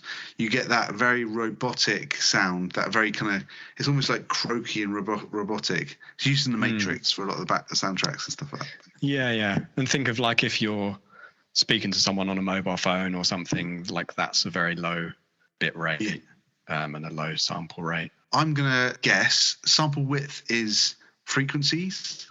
Is it the range of frequencies? Sample width, no, it's also known as bit depth. There's duplicate terms for a lot of these, and sample width is also known as bit depth or sample size. So it's related to what we were just talking about with sample rate. If you think of the sample rate being how many times it's measuring per second, the sample width is how many increments you've got with each of those. So it's the resolution in the other dimension. So like as the wave goes higher, you're counting up, and when it goes down, you're count. And it's just like the number of steps you can count. Yeah. So, stupid example. Again, if you were drawing a graph, then the sample rate would be across the horizontal axis, and it would be how many times a second that measures it at that point, and the vertical axis would be the how many points at which you could measure it across that axis. Yeah, I sound so stupid. Sorry, but no, that's I think that's clear. Well, it might not be clear to other people, but yeah. I think that's right. That's marketing made clear for you to make it less clear. Because we're basically taking an analog signal, which is just like a smooth wave, and we're having to convert it to digital. So we have to choose how often we're going to sample it in that way and how many integer values we give it in the other dimension. Exactly, yeah, because digital, it always likes to be straight lines, usually, unless AI is involved. And fixed numbers. Yeah, exactly. Discrete numbers. Yeah. Okay, and then the next thing was loudness. And when I uploaded my first episode, this was actually a major issue for me. So my average volume was apparently too low on the episode. So that would have meant that people listening to that episode, if I had uploaded it as it was then, and obviously I've used the platform to then correct it, re-upload it, and make sure that everything's correct before I publish them. So people would have had to turn their volume up, and then on the next, if there was an advert in there or the next episode, they'd get absolutely blasted in their ears. So not cool. So that was a major one for me. Yeah, it's something where if you don't explicitly set it when you export your file, it's probably going to set it to some default that's tuned to some other industry. Like different industries have their different desired loudness levels. So for YouTube, it'll be something higher. For TV or film, it's going to be a lot lower, because for a film, you've got it's a slower pace and you've not got as much things happening. Like a lot of the time it'll be conversation or like background music. And so it's annoying that all the platforms have kind of got their different levels, but for podcasting, there's the set level plus minus 1 decibel either way that they want it in. And that keeps things consistent. And there's been several of these measures. There's root mean squared and things in the past, but this is kind of the standard that people have come up with as being more how humans perceive loudness. It's a good measure. Yeah. No, I mean, this was really important for me because, again, I don't want to get that wrong. And it couples with the next one, which is peak volume as well, where I had another issue. So my episode got a little bit loud in places, and actually you can see this really well if you export your file as a WAV file, and you can literally have a look, especially if you've got musical background bits on your episode. You can really see that, and you see the wave kind of filling the bar. And again, that's kind of peak volume. Worst thing is when you get clipping, and you can see basically what looks like solid color on your WAV file. It just sort of goes flat at the top and the bottom, and it's your speakers can't go any louder, and it just sounds a bit awful. Yeah, and then you can get into stuff like when you're talking about waves, aliasing and anti-aliasing and all that kind of stuff. But that's probably a bit complex. Yeah, I don't have many checks for that specifically, because it mainly comes down to how good your sample rate and sample width are. As long as those are in good bounds, then the digital to analog converter will usually do a good job when it's been played. Then noise floor. Yeah. What's that one? I guess the best way to think of it is that no analog circuitry is perfect. Like, we've got our microphones and they have to handle a lot of differences in volume. Like, they want to work if you're just talking quietly, you're whispering into it, but they also need to work if you're shouting into it. And so that's quite a loud range. And so they've had to make compromises when they make any microphone of just sort of what level they set it to. And then there's always going to be like an electrical noise that you can't get rid of. And that's just a higher quality microphone will have less of this noise, and a lower one will have more of it's sort of like a static background static sound. You can use a lot of filters to get rid of this, like noise gates, and they will make sure when you've stopped talking, it brings the hiss down to absolute zero. But it's always better to have less noise in the original recording, because the hiss is still going to be in your voice somewhat. Exactly. It's the same thing about taking a photo where the sun's shining into the lens or something. Yes, you can correct it, but then it's better just get it right in the first place. Yeah. If we're using like an image analogy, it would be sort of like if you zoom into a photo, it's like sort of speckled, and you can see like the actual pixels of the picture are quite different from. Yeah. No, this is blue sky would be. Oh yeah. Sort of speckly. Yeah. This is definitely a music-based one for me, because when you're recording and you're just making sure that you don't have any hum from microphones, and if you're recording an amplifier with valves in it, that is going to hum. You're always going to get that hum, and then trying to remove that after you've recorded it, it's just a nightmare. Yeah, especially when you're using non-digital limiters and stuff as well. That's tricky.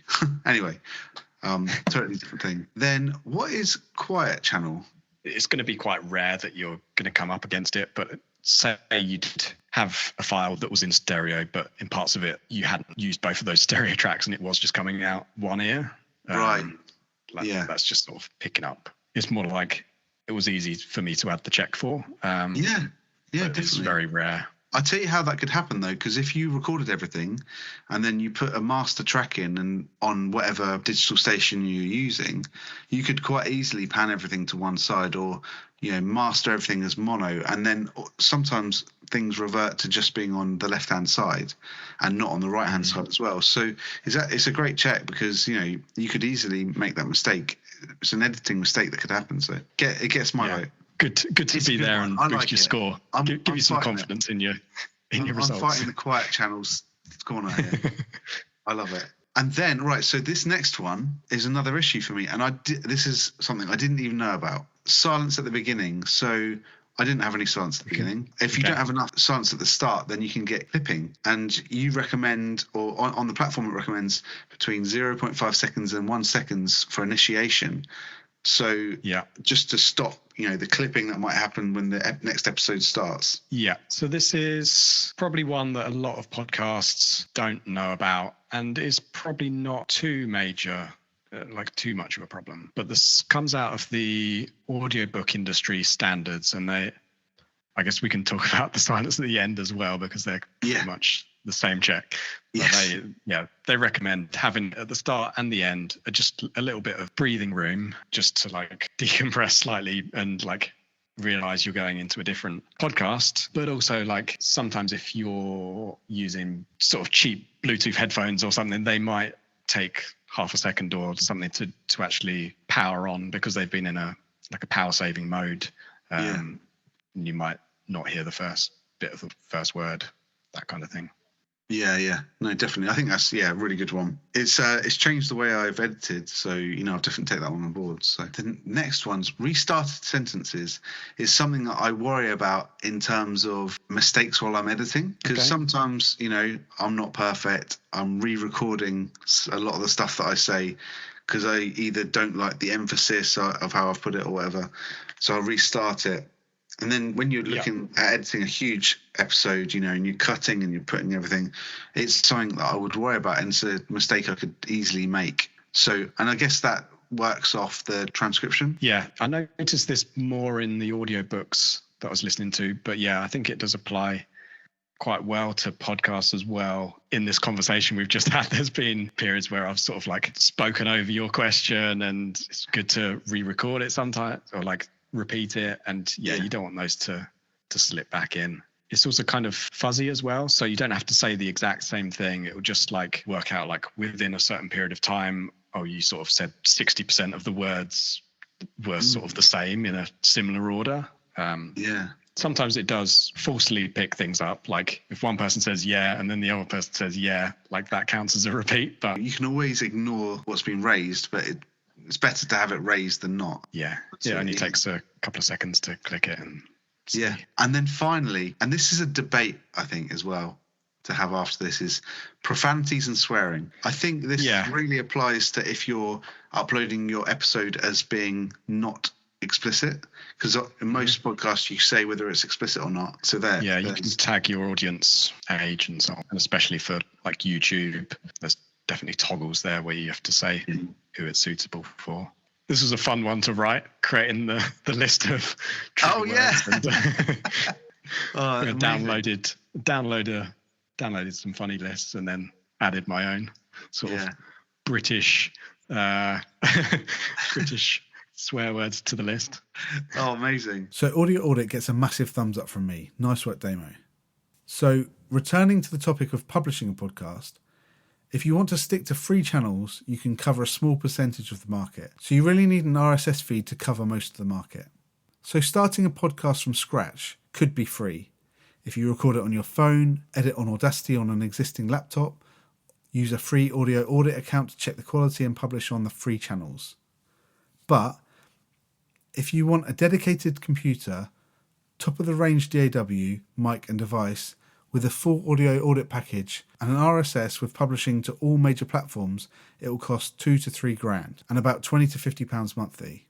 But I think if you had a budget of £300 up front, that would get you a good mic, an audio device that you can use with GarageBand or another free DAW that would stand you in good stead.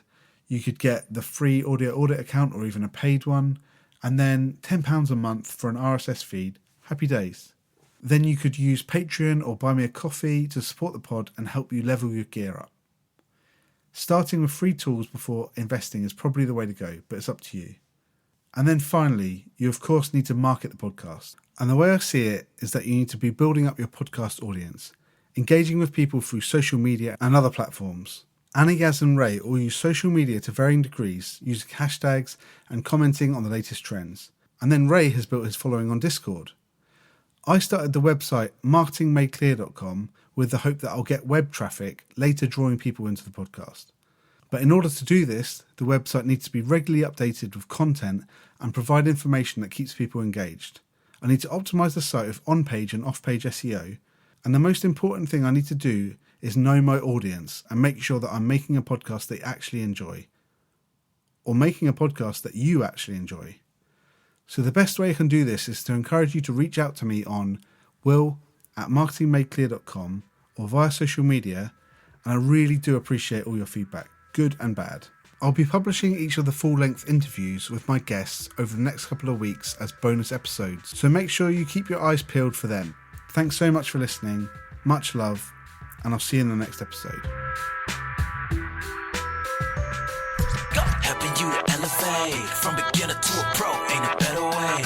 Marketing made clear, it's showtime. Wanna see you win, wanna see you shine. Let's go, let's go, let's go, let's go, let's go, let's go, let's go, let's go, let's go, let's go, let's go, let's go, let's go, let's go, let's go.